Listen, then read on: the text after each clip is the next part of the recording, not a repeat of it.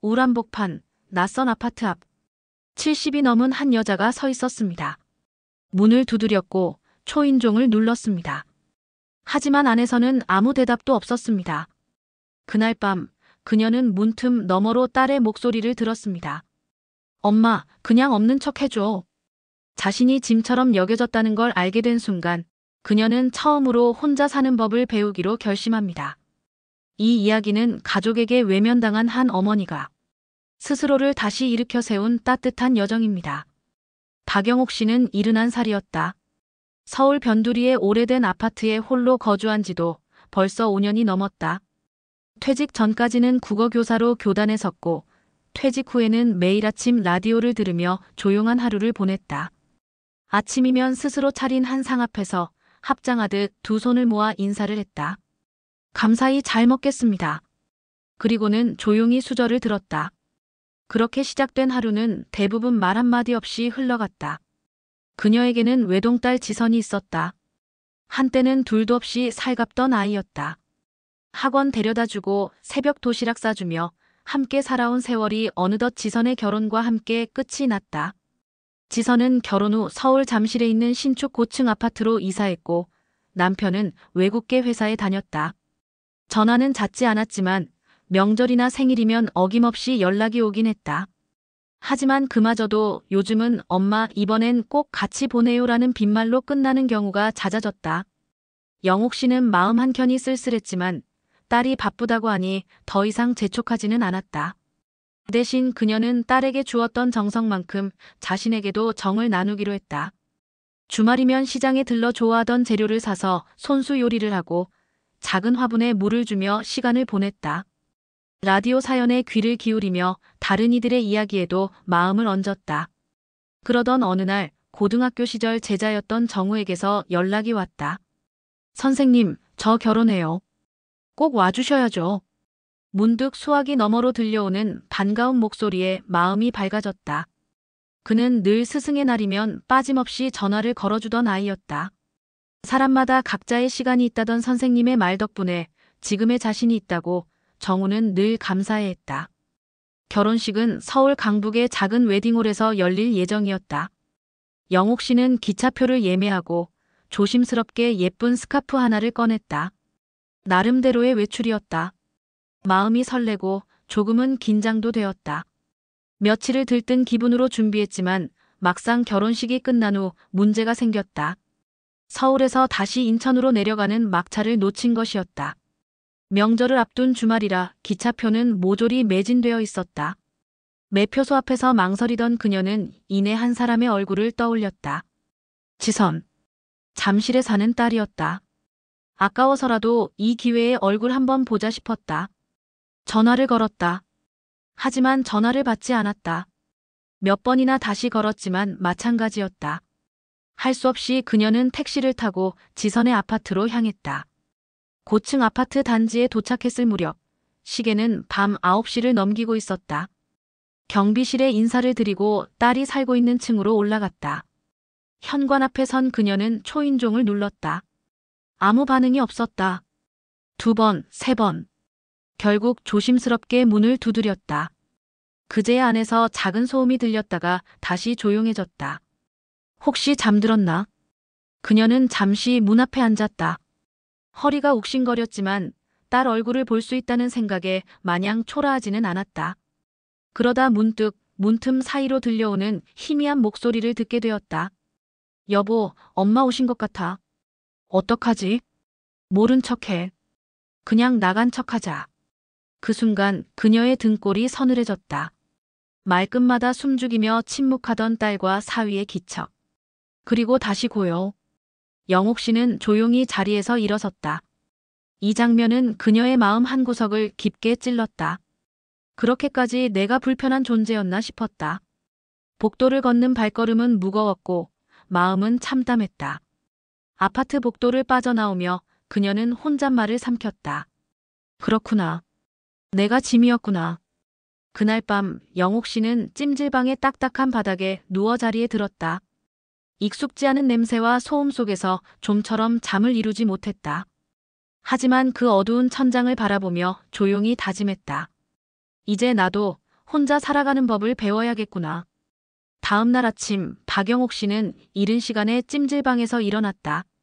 천장엔 형광등 불빛이 희미하게 깜빡였고 옆자리 사람의 코 고는 소리가 어지럽게 들려왔다.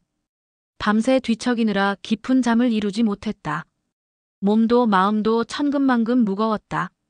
세수도 대충 마치고 찜질방 옆 매점에서 미숫가루 한 잔을 마셨다. 목을 타고 내려가는 그 구수한 맛조차 오늘은 좀처럼 위로가 되지 않았다. 종이컵을 손에 든 채 그녀는 멍하니 어제 밤을 떠올렸다. 그냥 모른 척해. 그 한마디가 자꾸 귓가에 맴돌았다. 현관 앞에 앉아있던 그 밤의 냉기, 속삭이는 듯 들려오던 딸과 사위의 말. 아무도 없는 것처럼 침묵하던 그 집안. 딸이 아닌 낯선 사람의 집 문 앞에 앉아있던 느낌이었다. 찬 기운이 도는 찜질방 바닥보다 그 말들이 더 차가웠다. 아침 햇살이 스며드는 찜질방 창가에 앉아있자니 문득 눈물이 맺혔다. 하지만 울지 않았다. 사람들 속에서 울고 싶지 않았다. 이제는 더는 그런 마음을 남에게 보이고 싶지 않았다. 낮이 되자 그녀는 근처 시장을 서성였다. 어제 사려고 했던 반찬거리를 고르듯 익숙한 손길로 과일 몇 개와 빵 한 봉지를 샀다. 손주가 좋아할 것 같아서였다. 하지만 곧 깨달았다.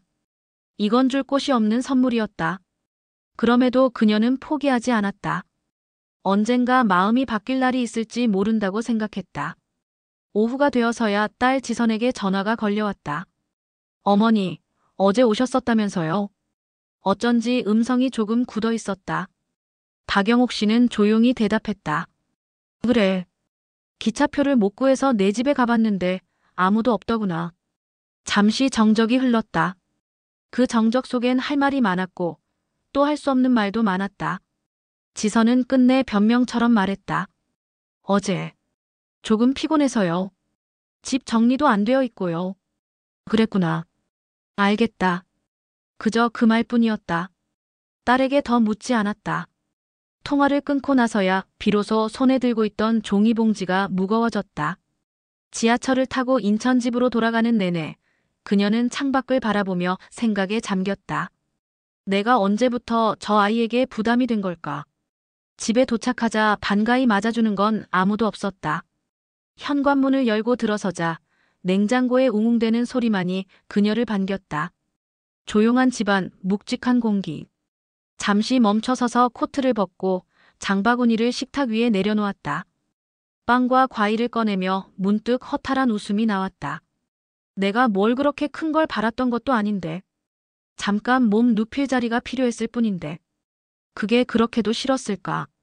자식이라는 건 어느 순간 부모의 온기를 잊게 되는 걸까? 그녀는 싱크대에 손을 씻고 익숙한 동작으로 쌀을 씻었다. 찜질방에서 미숫가루 한 잔으로 넘긴 속이 허전했기에 따끈한 밥 한 그릇을 짓기로 했다. 밥솥 뚜껑을 닫으며 혼잣말이 나왔다. 그래, 너희는 너희 인생 살고 나도 내 인생 살아야지. 식탁에 마주 앉아 방금 지은 밥을 먹으며 그녀는 조용히 일기를 썼다. 딸 집 앞에서 있었던 일, 찜질방의 차가운 밤, 그리고 오늘의 조용한 마음. 그런 순간들을 천천히 써내려가며 그녀는 다짐했다. 이제는 누구의 엄마로만 존재하지 않겠다. 박영옥으로 나답게 살기로. 그것이 쉽지 않은 길임을 알면서도 오늘부터는 그렇게 살아보겠다고 조용히 마음먹었다. 이튿날 아침 박영옥 씨는 유난히 일찍 눈을 떴다. 전날 밤에 찜질방 바닥에서 돌아온 이후 처음으로 푹 잔 기분이었다. 이불 안에 온기가 아직 남아있는 사이 그녀는 천천히 몸을 일으켰다. 아침 햇살이 창문을 따라 방 안으로 스며들었고 고요한 집안엔 따뜻한 평온이 감돌았다. 잠시 거울 앞에 섰다. 은빛 머리칼을 매만지고 눈가의 주름을 찬찬히 들여다보았다. 누구에게 보여주기 위함이 아닌 그저 나를 위한 시간. 그녀는 말없이 손에 로션을 덜어 얼굴에 천천히 펴발랐다. 그리고 조심스럽게 말 한마디를 내뱉었다. 잘했어, 박영옥. 부엌으로 향해 전기밥솥 뚜껑을 열자 어제 지어둔 밥에서 포슬포슬한 김이 올라왔다. 냉장고에서 멸치볶음, 오이지 무침, 그리고 직접 무쳐둔 깻잎장을 꺼냈다. 평소 같으면 아침을 대충 때웠을 테지만 오늘은 달랐다. 그녀는 정갈한 상을 차렸다. 반듯하게 개어놓은 식탁보 위에 반찬 접시들을 하나씩 올리고 마지막으로 된장국을 데워 내놓았다. 모든 준비를 마친 후 자리에 앉아 두 손을 모았다. 잘 먹겠습니다. 식사 중엔 라디오도 틀지 않았다. 오로지 밥 먹는 소리, 국물 떠먹는 소리, 혼잣말 같은 중얼거림만이 식탁 위를 채웠다. 자신을 위한 식사란 이런 것일까? 누구도 챙기지 않아도 되는, 누구에게도 미안하지 않아도 되는 이 조용한 한 끼가 어쩌면 지금까지의 인생에서 가장 호사스러운 식사일지도 모르겠다. 식사를 마친 후 그녀는 싱크대를 정리하고 거실로 향했다. 거실 한쪽 책장에 꽂혀 있는 수십 권의 시집 중 오랜만에 정현종의 시를 꺼내 들었다. 사람이 온다는 건 실은 어마어마한 일이다. 라는 첫 구절이 문득 마음을 건드렸다. 지난 수십 년간 그녀의 인생은 누군가를 맞이하고 챙기고 보내는 일의 연속이었다. 그리고 이제야 깨닫는다. 누구도 오지 않는 이 공간을 따뜻하게 채워야 할 사람은 바로 자신이라는 것을. 오후에는 간단한 운동을 해보기로 했다. 동네 공원까지 걷고 돌아오는 길에 오래전부터 눈여겨보던 꽃가게에 들렀다. 작은 화분 하나를 고르면서도 망설임은 길었다. 하지만 마지막엔 핑크빛 베고니아를 골랐다. 봄처럼 피어난 꽃잎이 자신을 위해 웃어주는 것만 같았다. 집으로 돌아오는 길, 종이백 안에서 화분이 살랑거리며 흔들렸다. 그녀는 흘끗 종이백을 들여다보며 미소를 지었다. 오늘은 잘한 일이 하나쯤 있는 날이구나. 그렇게 생각하니 발걸음이 한결 가벼워졌다. 저녁 무렵 딸 지선에게서 메시지가 왔다. 엄마, 그날 일은 정말 죄송했어요. 많이 고민했어요. 다음 주에 엄마 뵈러 갈게요. 영옥 씨는 한참을 그 문자를 바라보다 곧 핸드폰을 뒤집어 테이블 위에 내려놓았다. 지금은 누구를 만나는 일보다 나와 함께 있는 연습이 더 중요했다. 저녁은 간단히 토마토와 삶은 달걀로 때웠다. 그리고 작은 화분에 물을 주며 라디오를 켰다. DJ가 소개하는 사연 속 한 문장이 유독 크게 들려왔다. 지금 이 순간 당신 자신과 가장 친해져 보세요. 영옥 씨는 조용히 고개를 끄덕였다. 오늘도 잘 지냈다고 그렇게 하루를 스스로 다독이며 마무리했다. 며칠 뒤 정말로 딸 지선이 집을 찾았다. 문 앞에서 초인종 소리가 울릴 때 박영옥 씨는 살짝 놀랐다. 어쩐지 그 문소리를 잊고 지낸 듯했다. 현관을 열자 지선은 손에 장바구니를 들고 서 있었다. 장바구니 안엔 두유, 과일, 한우 조금이 담겨 있었다. 엄마, 나왔어요. 많이 늦었죠. 말은 그렇게 했지만 눈치 보는 듯한 지선의 표정은 여전히 어색했다. 영옥 씨는 잠시 말없이 딸을 바라보다 고개를 끄덕였다. 들어오렴. 간단한 인사 뒤에 둘은 조심스레 거리를 좁혀갔다. 부엌에선 지선이 먼저 앞치마를 꺼내 입었다. 어머님, 저녁 같이 준비할게요. 그 말이 낯설지 않게 들릴 만큼 이 집은 오랜 세월 조용했다. 영옥 씨는 말없이 도마 위에 물을 올려놓고 칼을 들었다. 식탁을 차리는 동안에도 대화는 많지 않았다. 멸치조림에 손을 뻗은 지선이 조심스럽게 입을 열었다. 엄마, 그날 정말 미안했어요. 우리 둘 다 너무 지쳐 있었어요. 일도 많았고 지훈이도 자꾸 아파서 그땐 그게 최선인 줄 알았어요. 영옥 씨는 조용히 국을 저었다. 딸의 말 한마디 한마디가 허공에 맴돌았다. 그리고 잠시 후 담담하게 입을 열었다. 그래, 이해한다. 사람 사는 일이 다 그런 거니까. 나도 말없이 지내다 보니 내 마음이 얼마나 외로웠는지 이제야 알겠더라. 지선은 젓가락을 내려놓고 두 손으로 얼굴을 감쌌다. 엄마한텐 언제나 내가 딸이라는 이유로 너무 많은 걸 당연하게 생각했어요. 엄마는 늘 괜찮을 거라고만 믿었거든요. 영옥 씨는 씁쓸하게 웃었다. 괜찮은 척, 잘 지내는 척 그게 내 특기였지. 그렇게라도 해야 무너지지 않을 것 같았어. 식사를 마친 후 딸은 설거지를 자청했다. 물소리 사이로 잠시 고요가 흐르고 그녀는 작은 화분을 들여다보았다. 베고니아는 여전히 핑크빛이었다. 거실에 함께 앉아 차를 마시며 지선은 다시 고백하듯 말했다. 엄마, 다음 명절엔 우리 집으로 와주세요. 이번엔 정말 정식으로 초대하고 싶어요. 이번엔 엄마가 손님이요. 영옥 씨는 고개를 숙인 채 따뜻한 차를 한 모금 마셨다. 그리고 조용히 고개를 끄덕였다. 고맙다. 하지만 꼭 그렇게 하지 않아도 괜찮아. 나는 이젠 나 혼자 지내는 게 편하니까. 지선의 표정이 약간 당황스러워졌다. 엄마, 그건 그냥 저희가 잘못했던 일 때문에 마음 닫으신 거죠? 아니야. 그 일 덕분에 내가 얼마나 무심했는지도 알게 됐어. 나한텐 시간이 필요했던 것뿐이야. 지선은 무언가 더 말하려다 멈췄다. 대신 다가와 어깨를 감싸 안았다. 엄마, 나 가끔 들러도 돼요? 영옥 씨는 눈을 감았다가 떴다. 물론이지. 그런데 먼저 전화는 해줘. 두 사람은 웃었다. 그 웃음은 낯설면서도 오래된 기억을 꺼내주는 듯했다.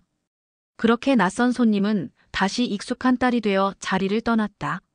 며칠 뒤 박영옥 씨는 오래된 앨범 하나를 꺼냈다.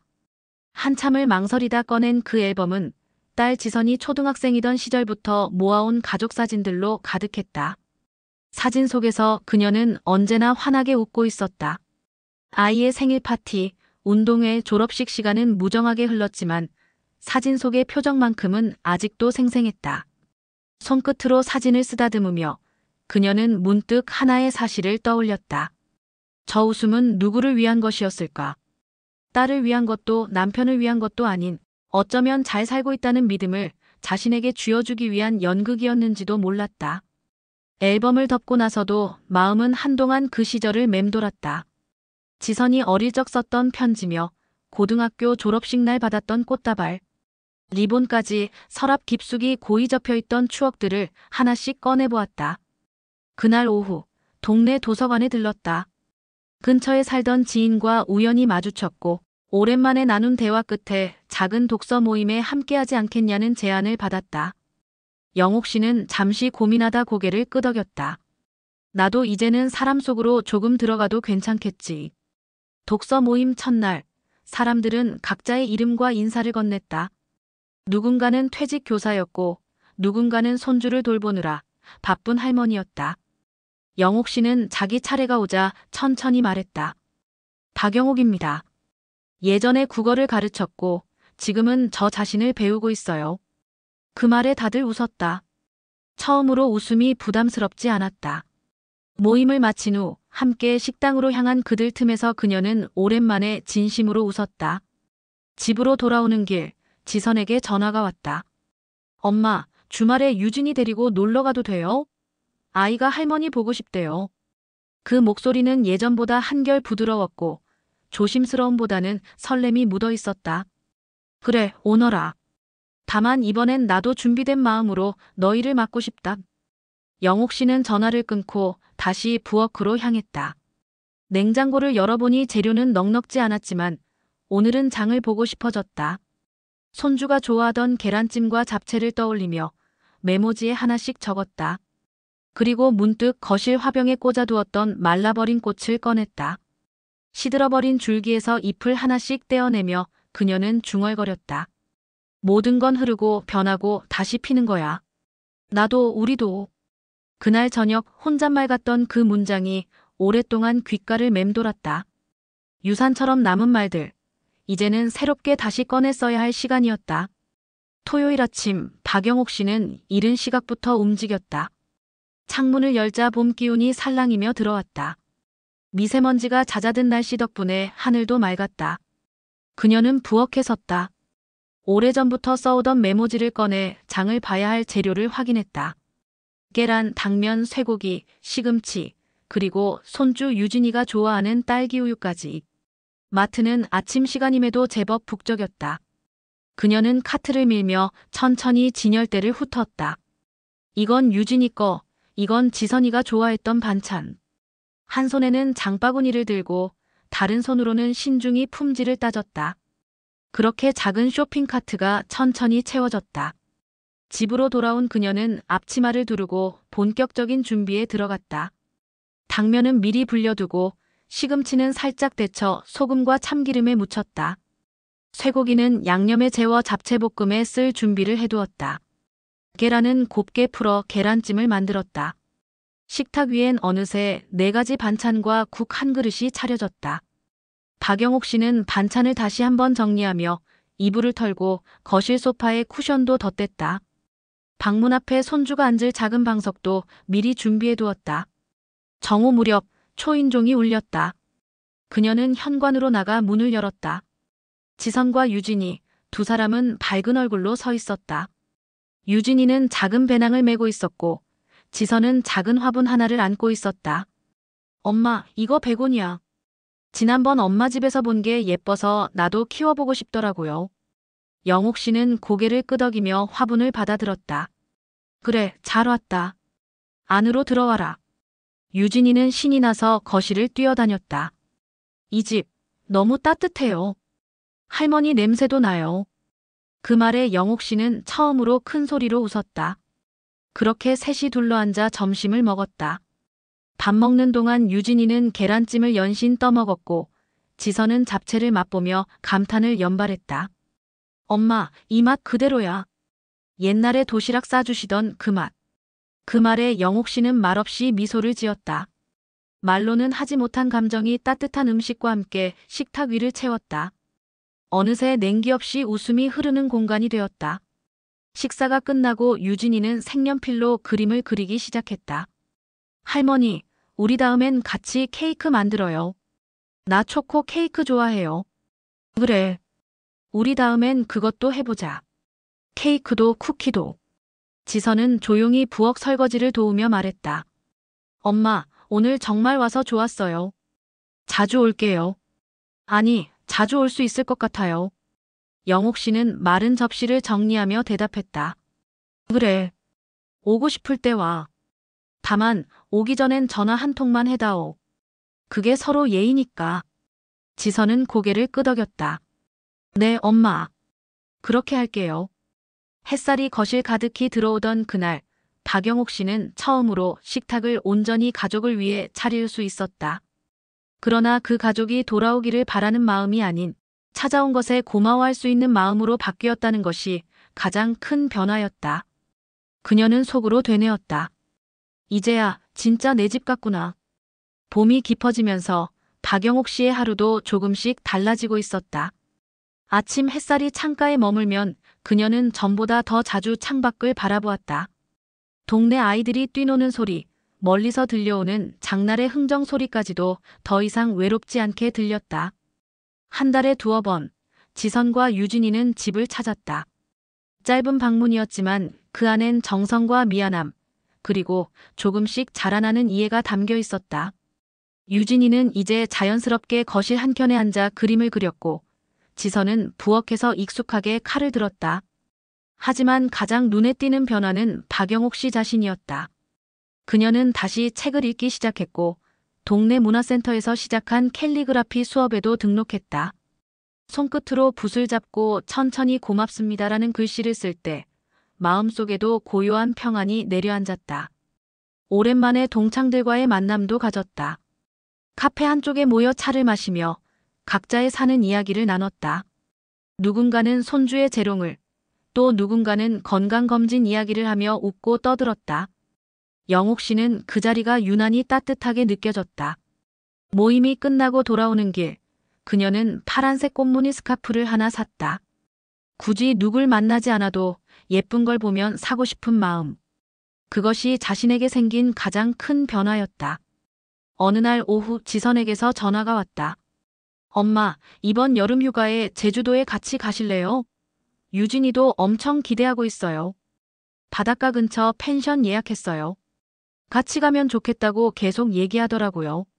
한동안 말이 없던 영옥 씨는 조용히 물었다. 내 아버지와 마지막으로 갔던 여행이 제주도였단다. 지선은 놀란 듯 침묵했다. 그리고 조심스레 말을 이었다. 엄마, 혹시 너무 힘드시면 안 가셔도 돼요.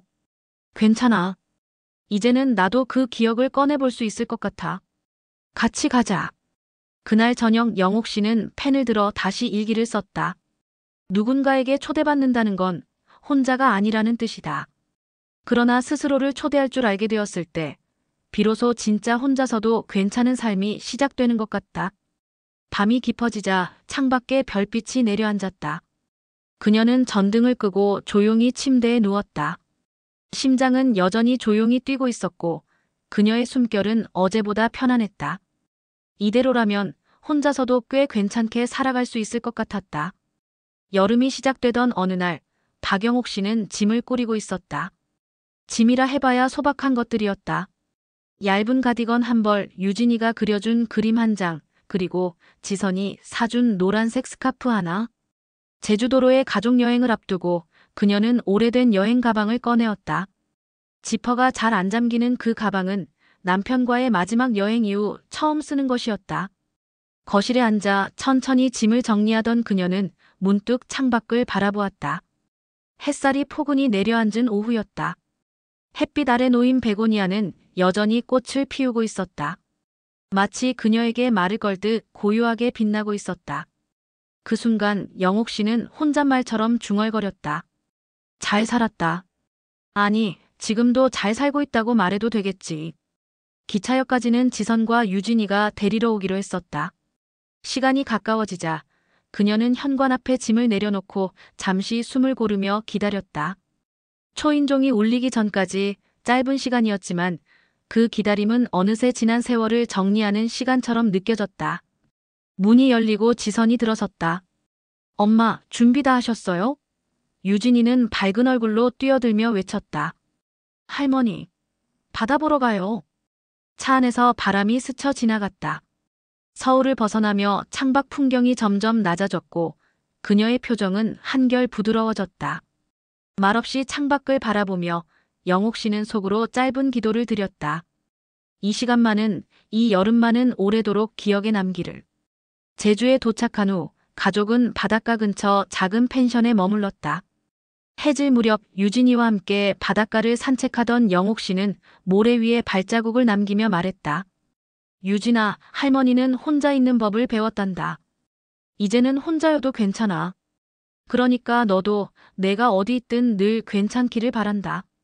그 말에 유진이는 잠시 멈춰서더니 할머니 손을 꼭 잡았다. 나도 할머니처럼 살고 싶어요. 그 밤 바닷바람 속에서 가족은 삼겹살을 구워 먹고 오래된 이야기를 나눴다. 남편 이야기도 어린 시절 지선의 추억도. 영옥 씨는 예전과 달리 눈물 없이 그 이야기를 할 수 있었다. 슬픔은 더 이상 눈물이 아니라 따뜻한 미소로 남아 있었다. 집으로 돌아오는 비행기 안에서 그녀는 다시 일기장을 꺼냈다. 마지막 장에 이렇게 적었다. 가끔 외롭고 때때로 허전하지만 그 모든 감정은 살아있다는 증거다. 지금 나는 혼자가 아니다. 나와 함께 있는 내가 있으니까. 비행기 착륙 안내 방송이 흘러나오자 그녀는 조용히 볼펜을 놓았다. 창밖의 하늘은 여전히 파랬고 마음은 잔잔하게 물들어 있었다. 그녀는 이제 안다. 혼자라는 건 텅 빈 게 아니라 나를 가득 채우는 또 다른 시작이라는 것을. 가끔은 혼자가 두렵고 가끔은 함께 있음이 더 외롭게 느껴질 때가 있습니다. 하지만 우리가 정말 배워야 할 건 누구의 엄마나 아내가 아니라 나 자신으로 살아가는 법이 아닐까요? 혼자 사는 법, 이야기를 끝까지 들어주셔서 감사합니다. 다음 시간에도 삶의 온기를 담은 이야기로 찾아오겠습니다. 구독과 좋아요는 다음 이야기를 만드는 큰 힘이 됩니다.